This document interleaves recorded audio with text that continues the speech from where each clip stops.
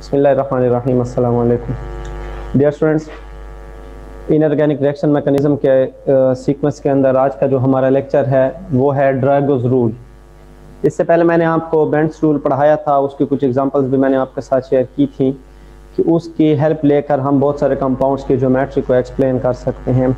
आज हम थोड़ा सा उससे अगला रूल पढ़ेंगे और उससे यूनिक रूल पढ़ेंगे। ड्रैगोस रूल को स्टडी करने से पहले मैं थोड़ा सा आपके साथ कुछ ये चीज़ शेयर करता हूँ कि मैंने ये दो लाइनें लिख रखी हैं कंपाउंड्स की, ठीक है। ये हमारे पास अमोनिया, फास्फीन, आर्सिन, स्ट्रिबीन वगैरह, ठीक है। और नीचे मैंने छठे ग्रुप के, ये पांचवें ग्रुप के मेंबर्स हो गए, ये छठे ग्रुप के मेंबर्स हो गए कि उनके कंपाउंड्स मैंने लिख रखे हैं। अब जो मेरा कहने का मकसद है या इस रूल को पढ़ने के जो मकसद है वो क्या है, उस रूल को पढ़ने का मकसद ये है कि अगर मैं यहाँ पे इनके एंगल की बात करूँ तो ये हमारे पास है 107 राउंड अबाउट, ठीक हो गया। इसके एंगल है 94, इसके एंगल है 93 और इसका एंगल है 92। अब देखें, इसी तरह अगर मैं नीचे आ जाता हूं तो इसका एंगल है 104 राउंड अबाउट, ठीक हो गया। और ये हमारे पास अगेन 93, ये है हमारे पास 92 और ये तकरीबन 91.5, 91 इस टाइप का कुछ होता है, ठीक हो गया। अब अगर इन एंगल्स को हम देखते हैं और इन एंगल्स को देखते हुए हमें थोड़ा सा इस चीज़ के लिए कॉन्शियस हो रहना है कि ये अमोनिया और phosphine both belongs to similar group, ये भी पांचवें ग्रुप का मेंबर है, ये भी पांचवें ग्रुप का मेंबर है, ठीक हो गया। लेकिन इसका भी कॉन्स्टिट्यूएंट पार्टिकल जो उसके साथ अटैच है, जो चीज उसके साथ बॉन्ड बना रही है वो भी हाइड्रोजन है, ये भी हाइड्रोजन, सबके साथ हाइड्रोजन है। लेकिन जब हम एंगल की बात करते हैं तो यहाँ पे एंगल 107 है और यहाँ पे एंगल 94 है, तो मोर देन 10 का इसमें डिफरेंस आ रहा है। किसका? उसकी एंगल का। तो एंगल का इतना ज्यादा डिफरेंस। उसके बाद अगर हम देखते हैं तो यहाँ पे 1 डिग्री का डिफरेंस है, यहाँ पे भी 1 डिग्री का डिफरेंस है। तो ये तो फिर ठीक है, थोड़ा बहुत डिफरेंस आ रहा है, ओके है, लेकिन इतना 12-13 डिग्री का डिफरेंस क्यों आता है, ठीक हो गया। इसी तरह नीचे हम आते हैं तो यहाँ पे भी ऐसी ही कहानी है कि पहले बहुत ज्यादा डिफरेंस है, उसके बाद 1 का और फिर 0.5 का। तो ये वाला जो डिफरेंस है, एलिमेंट की थोड़ी सी नेचर चेंज होने के साथ उसका डिफरेंस भी थोड़ा बहुत चेंज हो रहा है, बात की समझ आती है, ठीक है। लेकिन सडनली इतना ज्यादा डिक्रीज उसमें कैसे आ गया, इस चीज को समझने के लिए हमें ड्रैगोस रूल पढ़ना है। इसी तरह आपको यह भी पता होगा कि इलेक्ट्रोनेगेटिविटीज जो होती हैं, इलेक्ट्रोनेगेटिविटीज ये जो होती हैं ये डायरेक्टली प्रोपोर्शनल होती हैं एंगल के। ये किसके डायरेक्टली प्रोपोर्शनल होती हैं? एंगल के। अगर किसी चीज की इलेक्ट्रोनेगेटिविटी ज्यादा है तो उसका एंगल भी ज्यादा होगा। तो अगर आपके पास क्वेश्चन आ जाता है कि arrange these compound by increasing there angle, तो आप इसको इस तरह कर सकते हैं, arrange these compound by increasing there electronegativity. ये ठीक है कि इस तरह जाएगा, ये तो सारी बात ठीक हो गई, ठीक है। लेकिन इसके पीछे की कहानी क्या है, इसके पीछे के मामला क्या चल रहा है, आज हमने उसको सीखना है। तो ड्रैगोस रूल ये कहता है आपसे कि इस टाइप के जो कंपाउंड्स होते हैं जिनका सडन डिक्रीज आ रहा है, तो यहाँ पे आपको किसी भी किस्म की हाइब्रिडाइजेशन की जरूरत नहीं होती। ड्रैगोस रूल क्या कहता है कि आपके पास जहां पे भी ऐसे कंपाउंड्स आते हैं, इनमें कुछ कंपाउंड्स ऐसे होते हैं जिनको किसी किस्म की हाइब्रिडाइजेशन की जरूरत नहीं होती। वो जरूरत क्यों नहीं होती ये मैं अभी आपको बताऊंगा। इसमें हाइब्रिडाइजेशन का चेंज भी आप देखेंगे। तो ड्रैगोस रूल को पहले हम पढ़ लेते हैं कि वो रूल किस किस पे इंप्लीमेंट होता है। तो फर्स्ट ऑफ ऑल ड्रैगोस रूल कहते हैं कि number of sigma bond plus lone pair of electron जो है वो 4 होने चाहिए, इससे कम नहीं होने चाहिए। नंबर ऑफ सिग्मा बॉन्ड और लोन पेयर ऑफ इलेक्ट्रॉन मिलके अगर आपके पास 4 बनते हैं तो ड्रैगोस रूल उस पे इंप्लीमेंट हो सकेगा। मतलब ऐसे कंपाउंड्स के अंदर आपको हाइब्रिडाइजेशन की कोई जरूरत नहीं है, आप उनकी हाइब्रिडाइजेशन नहीं कराएंगे, उनके प्योर ऑर्बिटल जो है वो जाकर बॉन्डिंग में हिस्सा ले रहे होंगे। दूसरे नंबर पे यही रूल कहता है कि इलेक्ट्रोनेगेटिविटी जो होती है वो लेस देन 2.5 हो। जो उसका मेन एलिमेंट है, जो सेंट्रल एलिमेंट है, फास्फोरस है, आर्सेनिक है और स्ट्रिबियम या एंटीमनी है, तो ये जो आपके पास है इनकी इलेक्ट्रोनेगेटिविटीज की वैल्यू लेस देन 2.5 हो। अगर किसी कंपाउंड के अंदर 2.5 या उससे लेस वाला एलिमेंट सेंट्रल एलिमेंट है तो आपके पास किसी भी किस्म की हाइब्रिडाइजेशन की आपको जरूरत नहीं होती। वहां पे जो कंपाउंड्स बन रहे होते हैं, वहां पे जो बॉन्डिंग हो रही होती है विदाउट हाइब्रिडाइजेशन हो रही होती है, और वहां पे हो क्या रहा होता है, प्योर ऑर्बिटल आपस में ओवरलैप कर रहे होते हैं। ये रूल किस किस पे इंप्लीमेंट हो सकता है? ग्रुप थर्ड के एलिमेंट्स पे, 4, 5th और 6 के एलिमेंट्स पे। ठीक हो गया एक बात। और दूसरी बात, इन ग्रुप्स के अंदर इनके सेकंड एलिमेंट से कहानी स्टार्ट होगी। ड्रैगोस रूल इनके पहले एलिमेंट पे इंप्लीमेंट नहीं होता, सेकंड ग्रुप, हर ग्रुप के सेकंड एलिमेंट से ये ड्रैगोस रूल उसके ऊपर इंप्लीमेंट होता है। और चौथा वो उसकी 4 शर्तें हैं, या ड्रैगोस रूल के आज तरह समझ लें कि 4 कंडीशंस हैं कि अगर ऐसा कोई कंपाउंड है आपके पास, ऐसी कोई स्पीशी है तो जिसमें ये 4 चीजें पाई जा रही हैं, तो वहां पे आप ड्रैगोस रूल के मुताबिक हाइब्रिडाइजेशन को नहीं देखेंगे। वहां पे आपको सडन डिक्रीज भी नजर आएंगे एंगल्स के अंदर, वहां पे आपकी न्यूक्लियोफिलिक नेचर्स भी डिस्टर्ब होंगी, वहां पे आपकी लिगेंड नेचर भी डिस्टर्ब होगी। आप उनको good and weak, electrophile, nucleophile, अच्छा बेस, बुरा बेस, लिगेंड, स्ट्रांग फील्ड, सारा कुछ उसमें आप स्टडी कर सकेंगे। तो चौथे नंबर पे क्या कहते हैं? Central atom must contain at least 1 loan pair of electron. जो सेंट्रल एलिमेंट है कम से कम उसके पास 1 लोन पेयर ऑफ इलेक्ट्रॉन होना चाहिए। तो ये आपके पास ग्रुप 5th वालों में 1 लोन पेयर होता है, ग्रुप 6 वालों में 2 लोन पेयर होते हैं, और ग्रुप 7 के अगर कंपाउंड हम लिखेंगे तो उनमें 3 लोन पेयर्स होते हैं। तो लोन पेयर इनमें लाजमी तौर पर पाया जाता है। ठीक हो गया। तो ये 4 शराइत होते हैं, उसकी बेस पे ये कहते हैं कि इसमें ऐसा मामला हो रहा होता है। अब जरा हम देखते हैं, आप देखें मैंने कहा कि ड्रैगोस रूल कहता है कि जिनमें ये 4 चीजें पूरी हो रही हैं उनकी हाइब्रिडाइजेशन की जरूरत नहीं है, उनके प्योर ऑर्बिटल जो है वो जाकर पार्टिसिपेट कर रहे होते हैं। अब कैसे, जरा देखें। अगर हम इनकी ज्योमेट्रीज की बात करते हैं, इनकी ज्योमेट्रीज की, तो मैं इसको इनकी ज्योमेट्री अगर लिख लूं, ऊपर वालों को फिलहाल लिख लेता हूं, तो हमारे पास क्या आता है? नाइट्रोजन, एक लोन पेयर, यहाँ पे एक हाइड्रोजन, यहाँ हाइड्रोजन और यहाँ पे हाइड्रोजन। इसी तरह फास्फोरस में भी ये एक लोन पेयर, यहाँ पे एक हाइड्रोजन, यहाँ पे एक हाइड्रोजन और यहाँ पे, और अगले 2 का भी सेम ऐसी ही कहानी आनी है। ये लोन पेयर हो जाएंगे इनके पास। अब हमने देखना क्या है? हमने ये देखना है कि अगर हमारे पास इस टाइप का स्ट्रक्चर बन रहा है, ये ज्योमेट्री बन रही है, तो यहाँ पे तो sp3 हाइब्रिडाइजेशन रही होगी। ये तो sp3 हाइब्रिडाइजेशन की शेप है, उसकी ज्योमेट्री है। तो हम जरा देखते हैं कि क्या वाकई ऐसा है। तो इसको मैं डायरेक्ट मेथड्स में चला जाऊंगा, फार्मूला में लगाता हूं, जो मैंने आपको बेंट्स रूल में भी बताया था कि हमारे पास percentage of s character find करने के लिए फार्मूला है कि cos theta is equal to s upon s minus 1, s upon s minus 1। तो यहाँ पे एंगल कितना है? 107 है, 107 है। ओके है, क्योंकि हमारे पास टेट्राहेड्रल स्ट्रक्चर्स जो बनते हैं उनका राउंड अबाउट 109.5 इस टाइप का होता है, तो ये उससे करीब करीब है, तो ये ठीक है। लोन पेयर के इफेक्ट की वजह से वेस्पर थ्योरी ने क्या कहा कि एंगल जो है थोड़े से डिप्रेस हो जाते हैं, थोड़े से कम हो सकते हैं, यहाँ तो बात ठीक है। लेकिन यहाँ का एंगल कितना है? 94 है। यहाँ का एंगल कितना है भाई? 94 डिग्री का एंगल है यहाँ पे। तो अगर आप cos 94 देखेंगे तो ये आपके पास तकरीबन वैल्यू आती है -0.069। इसको आप क्रॉस मल्टीप्लिकेशन करें, जो मैं आपको ऑलरेडी पहले भी एक बार पढ़ा चुका हूं, तो आपके पास फाइनल रिजल्ट आएगा percentage of s character in this compound, ये आपके पास 6% आ जाएगा। अब आप बताएं, ये हमारे पास एक एविडेंस है। हमने sp3 पढ़ी, sp2 पढ़ी, sp पढ़ी, dsp3, dsp2 वगैरह जितने भी हाइब्रिडाइजेशन हमने पढ़ी हैं, कोई सिंगल हाइब्रिडाइजेशन ऐसी हमने देखी जिसके अंदर परसेंटेज ऑफ s करैक्टर 6% हो? नो। इसी तरह अगर किसी में परसेंटेज ऑफ s करैक्टर 6% है, 6% अगर उसमें s करैक्टर है, तो 100 - 6 कितना होता है? तो परसेंटेज ऑफ p करैक्टर कितनी आ गई? 94%। तो सिंगल हाइब्रिडाइजेशन की किस्म ऐसी नहीं है जिसमें परसेंटेज ऑफ पी करैक्टर जो है वो 94% हो। तो यहाँ पे आप देखें, आपके पास क्या मैं कहना चाह रहा था कि आपके पास ये क्या है?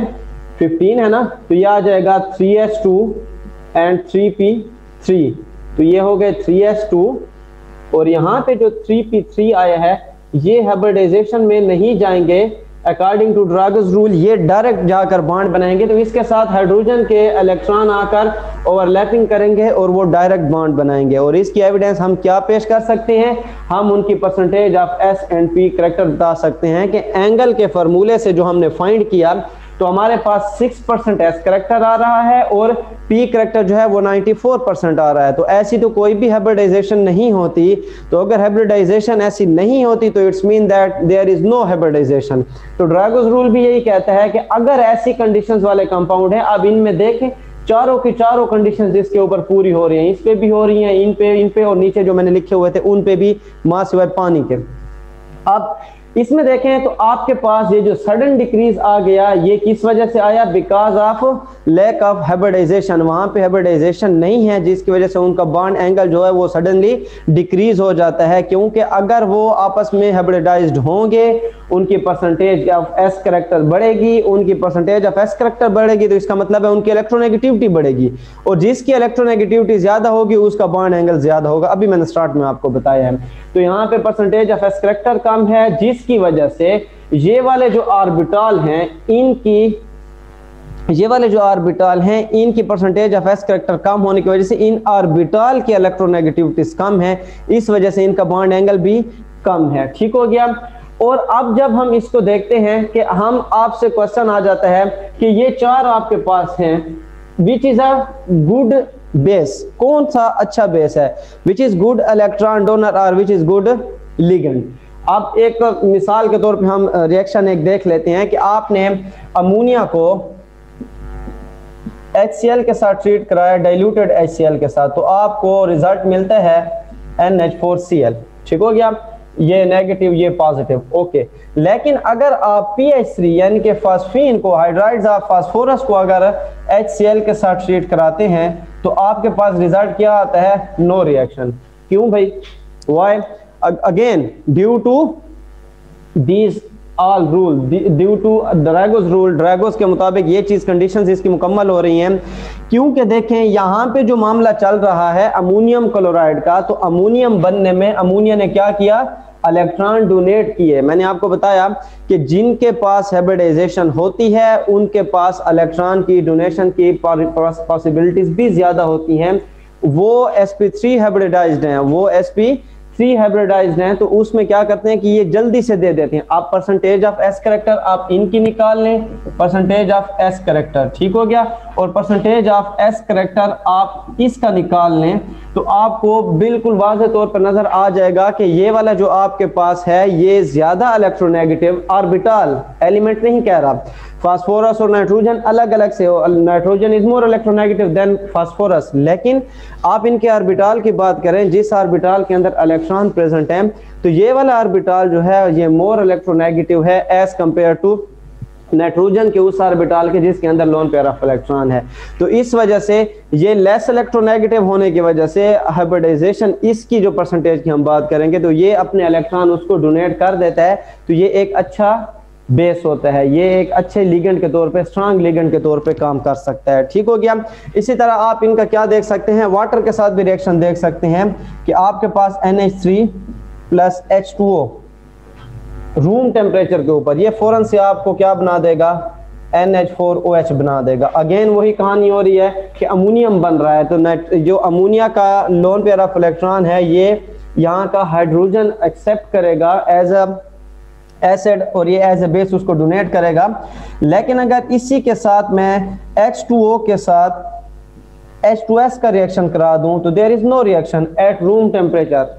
कंसंट्रेटेड एसिड हमने लिया तो ये भी रिएक्शन करेगा, ये डाइल्यूट में नहीं करता।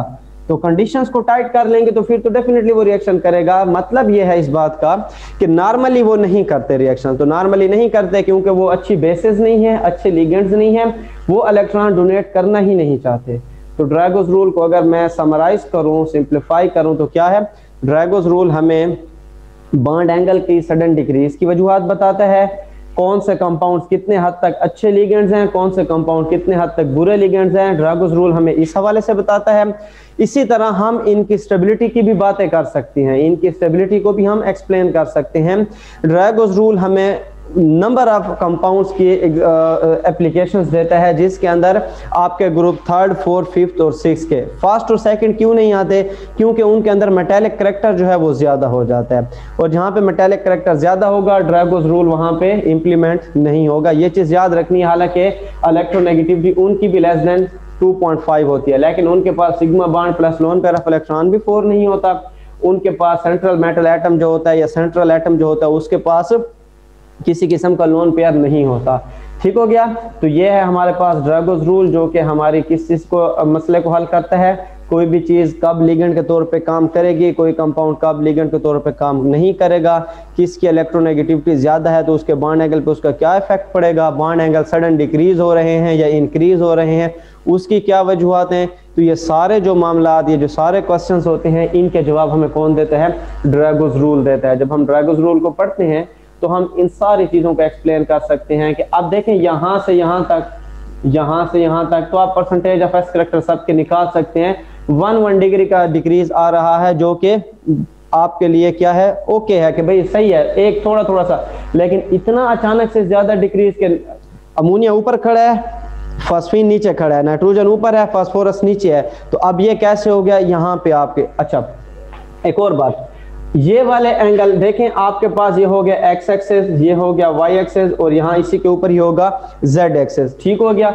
ये सारे आपस में एक दूसरे के कितने डिग्री पे होते हैं, 90 डिग्री पे होते हैं। तो अब जब मैंने ये कहा कि भाई हमारे पास यहाँ पे P ही सिर्फ इन्वॉल्व हो रहा है, नो इन्वॉल्वमेंट ऑफ S, लेकिन लोन पेयर ऑफ इलेक्ट्रॉन में देखें, अब सारे का सारा देखें ये कंप्लीट S है ना, तो सारे का सारा इसमें क्या रहेगा, S रहेगा। ठीक हो गया। तो मैंने इसी का आपको कहा कि परसेंटेज ऑफ S करैक्टर, लेकिन याद रखें ये भी आपके पास परसेंटेज ऑफ S करैक्टर 100% नहीं आएगी।